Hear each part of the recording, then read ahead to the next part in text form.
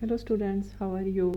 Welcome to my channel educational scholar और मैं doctor Sobia आपके सामने एक और नई वीडियो के साथ। आज के इस लेक्चर में हम हार्मोन्स के बारे में पढ़ेंगे। हार्मोन्स होते क्या हैं, उनकी डिफरेंट टाइप्स कौन कौन सी हैं और वो बॉडी के अंदर डिफरेंट काइंड्स ऑफ फंक्शंस को परफॉर्म कर रहे हैं। उससे पहले अगले लेक्चर बढ़ने से पहले आपसे एक रिक्वेस्ट है कि अगर अभी तक आपने चैनल को सब्सक्राइब नहीं किया तो प्लीज़ इसे सब्सक्राइब कर दें और बेल आइकॉन का बटन प्रेस कर दें ताकि तमाम वीडियोस इन टाइम आपको मिलती रहें। नेक्स्ट आज हम देखते हैं हार्मोन्स की तरफ। सबसे पहले हार्मोन्स होते क्या हैं, बॉडी के अंदर वो क्या से कहाँ से क्रिएट हो रहे हैं और कौन कौन से different kinds of functions body के अंदर परफॉर्म कर रहे हैं। First of all, hormones, they are the chemical signaling substances synthesized by specialized cells in the body. Hormones हैं, सिंपल वर्ड्स में आप यूँ कह सकते हो, they are like gaseous substances और बॉडी के अंदर वो केमिकल मैसेंजर्स के तौर पर एक्ट करते हैं। वो बॉडी के एक पार्ट में रिलीज़ होते हैं और other parts of the body में उनके इफ़ेक्ट जो हैं कॉज होते हैं। वो रिलीज़ होने से पहले वो पार्ट ऑफ द ब्लड बन जाते हैं, इसलिए थ्रू आउट द बॉडी वो परफॉर्म डिफरेंट फंक्शंस को परफॉर्म कर रहे हैं। स्पेसिफिक काइंड ऑफ हार्मोन्स जो हैं रिस्पॉन्सिबल हैं ताकि वो स्पेसिफिक काइंड ऑफ फंक्शंस को ही परफॉर्म कर सकें। ब्लड चूँकि हार्मोन्स जो हैं जब बॉडी के अंदर रिलीज़ होते हैं वो पार्ट ऑफ द ब्लड बन जाते हैं और फिर ब्लड जो उन्हें ट्रांसपोर्ट करता है उनके स्पेसिफिक ऑर्गन्स तक ताकि वहाँ पे वो different kinds of functions perform कर सकें। Physiological as well as the biochemical pathways में वो रोल प्ले करते हैं क्योंकि हार्मोन्स जो हैं they are responsible for controlling all kinds of functions in the body. Hormones जो हैं it's mostly secreted by the endocrine system and it works along with the working of the nervous system. So two systems आप कह सकते हो जो hormones में मिलके एक काम कर रहे होते हैं। एंडोक्राइन सिस्टम जो है ये कोऑर्डिनेट करता है डिफरेंट एक्टिविटीज़ को, यानी दोनों मुख्तलिफ एक्टिविटीज़ को आपस में जोड़ता है और कौन कौन से मेन फंक्शन जो बॉडी के अंदर ये कंट्रोल कर रहा है। For example growth and development, male and female development, जैसे male and female characters develop होते हैं, दोनों जेंडर्स को हम एक दूसरे से डिफ्रेंशिएट कर सकते हैं। use of energy by the body, level of salt and sugar regulation in the body, volume of fluid in the body, appetite, as well as all other kinds of functions. So overall you can say the endocrine system is responsible for controlling main functions in the body. जिस तरह मैंने बताया कि endocrine system और nervous system दोनों मिलके overall hormones और इनकी वर्किंग को कंट्रोल कर रहे होते हैं। They act together to coordinate different body systems. Nervous system इसमें जिसमें नर्व इम्पल्सेस और न्यूरोट्रांसमीटर्स इन्वॉल्व होते हैं, इनका रिस्पॉन्स फास्टर होता है और ये स्पेसिफिक टारगेट के ऊपर एक्ट करते हैं। एंडोक्राइन सिस्टम हार्मोन्स से रिलेटेड दे मालिक्यूल रिलीज़ जो हैं एक पार्ट ऑफ द बॉडी में रिलीज़ होते हैं but separate far apart away जो पार्ट्स होते हैं वहाँ पे ये रिस्पॉन्स दे सकते हैं। दे आर स्लोअर रिस्पॉन्स लेकिन इनके इफ़ेक्ट्स जो हैं वो लास्ट लॉन्गर होते हैं। टू काइंड्स ऑफ ग्लैंड्स जो हैं वो हार्मोन्स की प्रोडक्शन में इन्वॉल्व है। Number one exocrine glands, they are ductive, for example आपकी स्वेट ग्लैंड्स वगैरह इसमें शामिल होती हैं। और number two endocrine gland, they are ductless and they secrete products into the fluid, interstitial fluid which can later diffuse into the blood, यानी ये hormones release करते हैं जो कि पार्ट ऑफ द ब्लड बन जाते हैं ताकि बॉडी के अंदर जैसे जैसे ब्लड ट्रेवल कर जाए तो ये साथ साथ डिफरेंट फंक्शंस को भी परफॉर्म कर सकें। यहाँ पे overall different kind of endocrine glands and one kind of functions they are perform. For example pituitary which is the master gland, इसे हम ग्रोथ हार्मोन का भी नाम दे देते हैं। Thyroid, it is responsible for metabolism, यानी different kinds of metabolic pathways जिसमें आपकी कैटाबॉलिज्म और एनाबॉलिज्म आ जाती है। बॉडी हीट और ब्रोन ग्रोथ को कंट्रोल कर रहे हैं। Parathyroid, it works along with that of the thyroid, it helps in the use of calcium and phosphorus.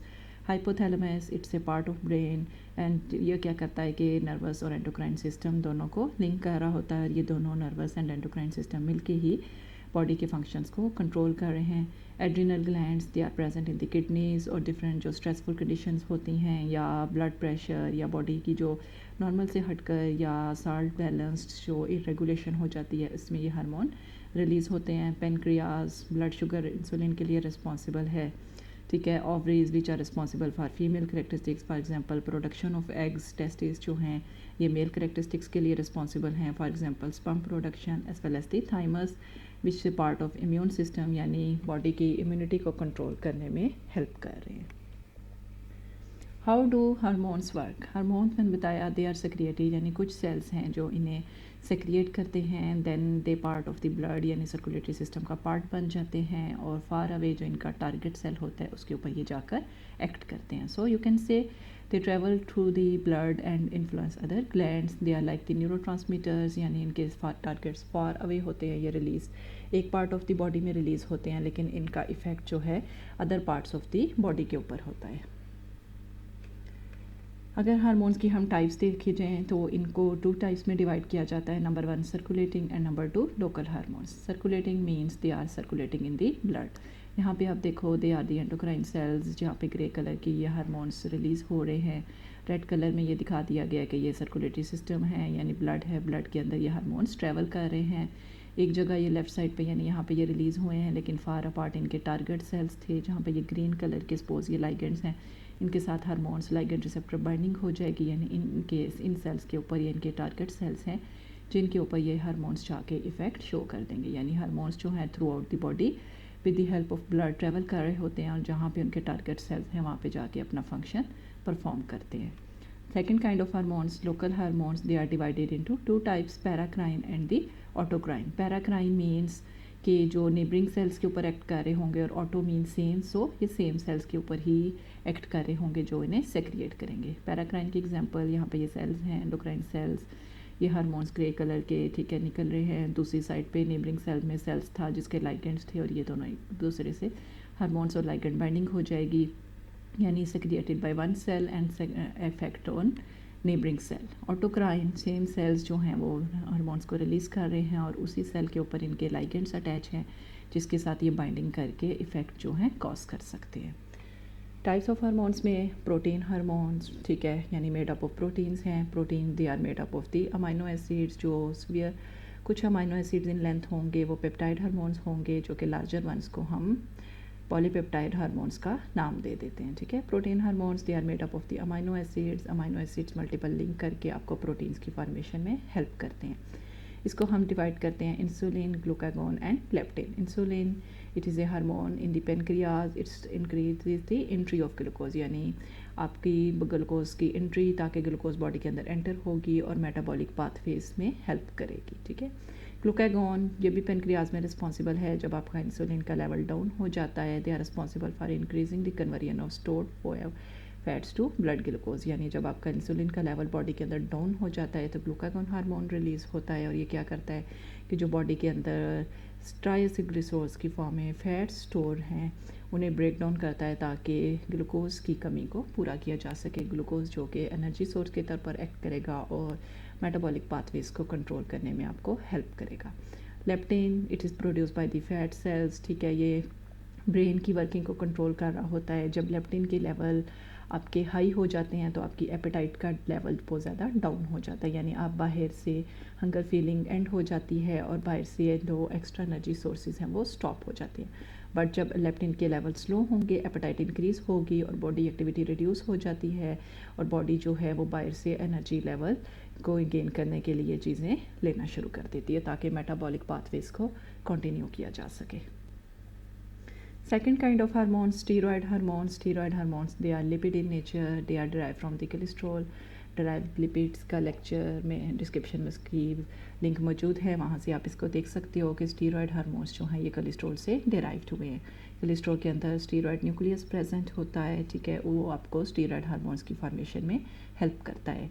Lipid in nature हैं, they bind directly to the membrane receptors, cell membrane जो कि responsible for controlling different kinds of functions in the body. ठीक है, as they are fat soluble तो वो cell membrane की fluidity और different functions को कंट्रोल करने में हेल्प करते हैं. स्टीरॉयड हार्मोन्स की डिफरेंट टाइप्स हैं. Number 1 are the कॉर्टिसॉइड्स. For example ग्लूकोकॉर्टिसॉइड जिसे हम कॉर्टिसोल का नाम भी दे देते हैं. ठीक है, ये एड्रिनल ग्लैंड्स यानी किडनी से रिलीज़ होते हैं इन रिस्पॉन्स टू स्ट्रेस. यानी बॉडी के अंदर जब भी कोई स्ट्रेस कंडीशन होगी यानी आप किसी दबाव में हो या ठीक है तो उस केस में क्या है कि ये से हार्मोन्स जो है बॉडी के अंदर रिलीज़ होना स्टार्ट हो जाते हैं. They increase the break down of fat ताकि फैट्स और प्रोटीन्स की कैटाबॉलिज्म हो सके, ब्रेक डाउन हो सके. जब उनकी ब्रेक डाउन होगी they will help you in the formation of a glucose. Example mineralocorticoids for example aldosterone ये भी इनसे प्रोड्यूस होते हैं और ये are responsible for to reduce salt secretion in the kidneys. Some hormones are release जो हैं वो ओवरीज एंड टेस्टिस से रिलीज़ करते हैं, but also by the adrenal glands. इनकी जो एग्जांपल्स हैं androgens, estrogens and the progesterone. Androgens it is responsible for male characters, यानी जितने मेल सेकेंडरी करेक्टर्स हैं, for example promoting courtship, aggressive and other kind of behaviours. जितने भी mail behaviours हैं उनको कंट्रोल करने में ये एंड्रोजन हार्मोन्स आपको हेल्प कर रहे हैं। इसी तरह जो एस्ट्रोजन हार्मोन्स हैं ये फीमेल करेक्टरिस्टिक्स के लिए रिस्पॉन्सिबल हैं, और फीमेल के जो करेक्टर्स हैं उनमें for example water retention, calcium metabolism, behaviour, और इसको कंट्रोल कर रहे हैं। Progesterone it is also present in the females और it prepares the uterus for fertilization ovum, यानी स्पेसिफिक जो बॉडी कंडीशंस होती हैं, फॉर एग्जांपल प्रेगनेंसी, तो उसमें ये हार्मोन्स रिलीज़ हो रहे होते हैं और बॉडी को न्यू कंडीशंस के लिए प्रिपेयर करने में हेल्प करते हैं। अगर सोलिबिलिटी की बेस पे करें तो, और ताकि वो बॉडी के अंदर जिस तरह हार्मोन्स जो हैं they are responsible for different kinds of functions, तो इनको हम 2 टाइप्स के अंदर डिवाइड करते हैं, lipid soluble as well as the water soluble.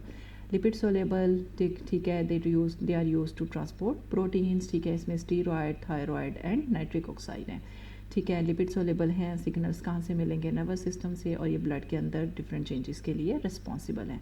यहाँ पे ये ब्लू आपको ब्लड सर्कुलेटरी सिस्टम दिखा दिया गया है, ट्रांसपोर्ट प्रोटीन्स हैं, ग्रीन कलर में आपको हार्मोन्स शो किए हैं। ये प्रोटीन जो हैं आपको हार्मोन्स को कैरी आउट करने में हेल्प कर रही हैं। जब ये प्रोटीन इन हार्मोन्स को ब्लड के अंदर रिलीज़ कर देंगे, lipid soluble hormone will enter into the cell. Cell के अंदर प्रोटीन सिंथेसिस दिखा दी गई है जिसमें आपके ट्रांसक्रिप्शन ट्रांसलेशन इन्वॉल्व हैं, उसकी डिटेल भी आपको लिंक डिस्क्रिप्शन में मौजूद है, वहाँ से आप देख सकते हो, ठीक है। लेकिन यहाँ पे ये दिखा दिया गया है कि एक्टिव हार्मोन जो है इट विल बिकम, ठीक है, एक्सेप्टर हार्मोन्स जो हैं जीन एक्सप्रेशन को चेंज कर सकता है। तो जब ट्रांसक्रिप्शन और लेटर ऑन ट्रांसलेशन होगी तो उसमें जो उन हार्मोन्स की वजह से जो जीन एक्सप्रेशन है वो चेंज हो चुका है, ठीक है। You can see lipid soluble hormone which diffuse into the cell, ठीक है। एक्टिवेटेड रिसेप्टर हार्मोन कम्प्लेक्स बन जाता है, तो जब DNA into RNA and later it will help in the formation of A protein, जो कि यहाँ पे पर्ल फॉर्मिंग न्यू प्रोटीन्स हैं, मल्टीपल अमाइनो एसिड्स जो हैं आपस में अटैच हैं, तो newly form messenger RNA directs the synthesis of proteins, ठीक है। और न्यू प्रोटीन्स जो हैं इनकी सेल एक्टिविटी चेंज हो चुकी है because of the presence of the, और you can say attachment of hormone. Second kind water soluble, ठीक है, दे सर्कुलर वाटर सोलेबल हैं जो इजीली, ठीक है, फ्रीली फॉर्म में प्रेजेंट होते हैं, ठीक है। उन्हें किसी प्रोटीन रिसेप्टर, जैसे लिपिड के केस में आपने देखा कि प्रोटीन रिसेप्टर्स उनको ट्रैवल करने में हेल्प करते हैं, तो यहाँ पे ये प्लाज्मा मेम्ब्रेन के साथ अटैच होते हैं। Second messenger system, it's means they are responsible for the transfer of messages in the body, ठीक है, amine, peptide and eicosanoids which is also an example of a signalling molecules. Derive lipids के अंदर आपने उसको देखा, ठीक है। यहाँ पे आप देखते हो कि ये, ठीक है, ग्रे कलर में आपको हार्मोन्स हैं वो फ्रीली ब्लड के अंदर ट्रैवल कर रहे हैं। जब ये हार्मोन्स किसी जी प्रोटीन, GPCRs जी के साथ रिप्रेजेंट कर जाते हैं, उसके साथ अटैच हो जाते हैं, तो ये क्या करते हैं कि एडिनिलेट साइक्लेस जो है ATP को कन्वर्ट कर देता है साइक्लिक EMP, यानी फॉस्फेट रिलीज़ होता है, जो आपकी प्रोटीन्स हैं वो फॉस्फोरिलेट हो जाती हैं। जब आपकी फॉस्फोरिलेट यानी साइक्लिक EMP की फॉर्मेशन होती है तो ये क्या करता है कि सेकंड मैसेंजर के तौर पर एक्ट करके प्रोटीन्स के फॉस्फोरिलेट में होने में हेल्प करते हैं। Kinases enzymes which are responsible for the phosphorylation of protein. Phosphorylation का मतलब है कि प्रोटीन्स जो हैं एक्टिवेट हो गई हैं, millions of phosphorylated proteins that produce physiological responses. Proteins phosphorylate होंगी तो बॉडी के अंदर डिफरेंट काइंड्स ऑफ फंक्शंस को परफॉर्म करेंगी। बट अगर यहाँ पे हार्मोन्स अटैच होने के बाद क्या है कि वो इनएक्टिवेट कर दे साइक्लिक EMP को, तो इसका मतलब है कि फॉस्फोरिलेशन का प्रोसेस स्टॉप हो जाएगा। अगर तो ये फॉस्फोरिलेट होता है तो देन ये इट विल मूव 2, 3, 4, 5, बट अगर यहीं पे आपकी फॉस्फोडाइएस्ट्रेसेस एंजाइम आ जाएंगे इंस्टेड ऑफ एडिनिलेट साइक्लेज, तो ये साइक्लिक EMP को इनएक्टिवेट कर देंगे। साइक्लिक EMP इनएक्टिवेट हो जाएगी तो mean it can not phosphorylate the proteins.